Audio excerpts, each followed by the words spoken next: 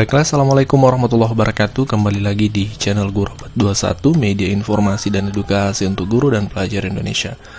Bapak Ibu Guru, kali ini kami akan menjawab pertanyaan dari banyak teman-teman guru yang belum sertifikasi, menanyakan kok saya belum dipanggil PPG atau belum bisa sertifikasi di tahun ini, seperti itu. Nah, kami akan menjawabnya dengan merangkumkan 6 penyebab utama guru tidak bisa sertifikasi di tahun 2021 ini, Bapak Ibu. Oke, kita to the point saja pembahasannya. Jadi penyebab yang pertama adalah, yang perlu diketahui adalah guru tersebut tidak terdaftar di Dapodik, karena ini menjadi syarat wajib seorang guru ikut PPG dalam jabatan. Perlu diketahui, undangan untuk mengikuti PPG dalam jabatan. Jadi untuk ikut PPG itu melalui jalur undangan, Bapak Ibu. Nanti tidak semua mendaftar secara otomatis seperti itu. Tidak seperti itu. Akan ada undangan itu melalui SIM PKB masing-masing guru. Nah, SIM PKB ini kan berdasarkan data Dapodik. Jadi kalau tidak ada data Bapak Ibu guru di Dapodik, maka tentu tidak bisa memiliki SIM PKB. Dengan demikian maka tidak akan mendapatkan undangan seperti itu. Jadi yang pertama harus pastikan Bapak Ibu sudah terdaftar di Dapodiknya, seperti itu. Penyebab yang kedua, kenapa guru tidak sertifikasi, karena guru tersebut SK pengangkatannya itu 2016 ke atas. Jadi guru yang tidak bisa sertifikasi itu adalah guru yang SK pengangkatannya 2016 ke atas, seperti itu. Karena persyaratan Bapak Ibu untuk sertifikasi di tahun 2021 ini itu hanya berlaku untuk 2015 ke bawah. Ya, seperti itu. SK 2015 ke bawah yang bisa mendapatkan undangan PPG dalam jabatan, seperti itu. Sekali lagi 2015 ke bawah. Jadi kalau teman-teman yang SK-nya 2016, 17, 18 untuk saat ini belum bisa, karena peraturan itu memang menetapkan 2015 ke bawah. Ya, penyebab yang ketiga adalah guru yang SK-nya adalah SK kepala sekolah, Bapak Ibu.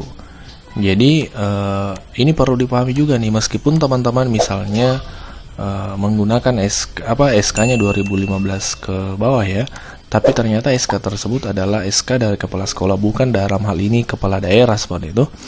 Maka itu tidak bisa juga, karena yang diakui untuk mengikuti PPG dalam jabatan ini harus menggunakan SK dari pejabat pembina kepegawaian, atau dalam hal ini kepala daerah, bupati, wali kota, gubernur, seperti itu. Jadi SK dari daerah, seperti itu.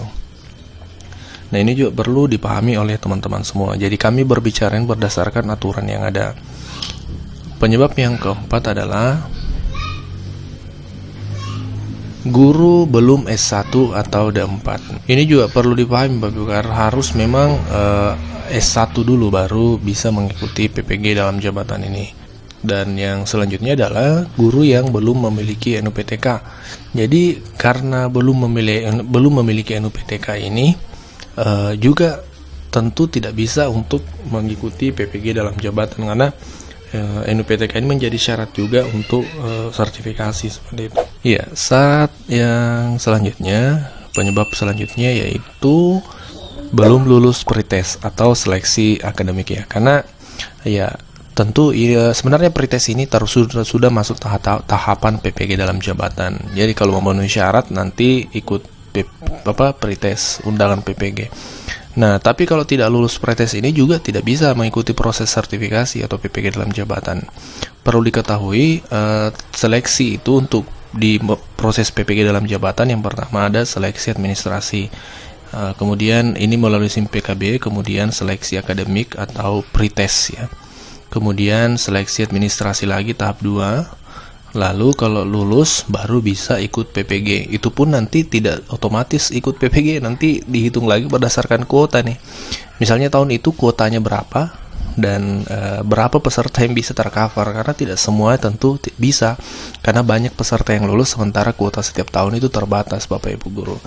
Jadi yang paling penting sih sebenarnya sudah memenuhi lulus tahap ini, dan sampai ke seleksi ketiga sudah lulus, terkait ikut PPG-nya kita menanti kuota seperti itu.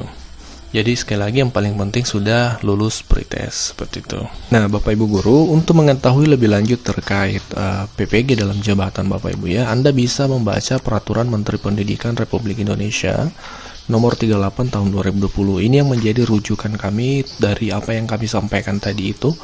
Ini adalah rujukannya. Ini diatur tentang tata cara memperoleh sertifikat pendidik bagi guru dalam jabatan. Ya, ini ditandatangani langsung oleh ya Bapak Nadiem Anwar Makarim selaku Menteri Pendidikan. Ya. Jadi ini adalah rujukan resmi. Tadi itu yang kami bahas itu sebenarnya merupakan syarat untuk PPG. Ini Bapak Ibu, diatur dalam pasal 4. Calon mahasiswa PPG dalam jabatan harus memenuhi persyaratan sebagai berikut. Nah, ini tadi harus S1 ya. Jadi ini menjadi penyebab nih teman-teman tidak ikut PPG. Kemudian harus guru dalam jabatan yang diangkat sampai dengan bulan Desember 2015. Kemudian guru dalam jabatan pada satuan pendidikan yang diselenggarakan oleh pemerintah pusat, pemerintah daerah atau satuan pendidikan yang diselenggarakan oleh masyarakat, terdaftar di Dapodik, kemudian memiliki NUPTK, dan yang terakhir melengkapi dokumen persyaratan. Nah, untuk SK tadi yang kami maksud itu tidak bisa SK kepala sekolah. Yang bisa itu hanya dua ya. Yang pertama SK dari pejabat pembina kepegawaian atau dalam hal ini bupati, gubernur, wali kota. Kemudian bisa juga untuk teman-teman guru swasta itu menggunakan SK yayasan ya. Jadi kalau di swasta itu tidak mesti SK kepala daerah, tapi SK yayasan bisa. Nah, info lebih lanjut, kan kami tadi menjelaskan ada 3 tahapan seleksi. Pertama adalah seleksi administrasi tahap pertama. Jadi seleksi tahap administrasi pertama itu Anda akan mengupload ijazah, kemudian surat keputusan pengangkatan atau SK-nya, SK pengangkatannya yang 2015 ke bawah itu. Jadi seleksi pertama ini hanya ini nih, upload ijazah sama SK pengangkatan pertama. Kalau nanti dinyatakan lulus dan memenuhi syarat, nanti Bapak Ibu lanjut ke seleksi akademik atau ini yang bisa disebut dengan pretest PPG. Ini di kabupaten masing-masing Bapak Ibu ya. Nah, tes pretestnya itu tesnya apa? Pertama ada tes profesional. Tes profesional ini sesuai dengan mata pelajaran masing-masing ya. Kemudian materi pedagogik. Kemudian tes potensi akademik berbasis komputer. Jadi ini semacam tes penalaran. Kemudian juga nanti dites wawancara, tapi wawancaranya ini secara komputerisasi menggunakan komputer, bukan secara face to face seperti itu. Nah, ini adalah tes untuk nanti di pretest. Pretest itu masuk seleksi tahap kedua. Nah, nanti setelah lulus pretest, nanti masuk ke seleksi administrasi tahap kedua. Jadi 3 tahapan seleksi. Seleksi administratif kedua itu nanti mahasiswa atau calon PPG ini mengupload lagi. Pertama, fotokopi ijazah ya, yang dilegalisir tentunya atau ijazah asli. Kemudian fotokopi SK pengangkatan pertama ya, yang legalisir atau yang asli. Kemudian surat izin dari kepala sekolah, ini juga harus diupload. Kemudian fakta integritas. Fakta integritas ini formatnya nanti ada di Simpek AB. Otomatis muncul ketika Bapak Ibu dinyatakan sudah lulus pretest seperti itu.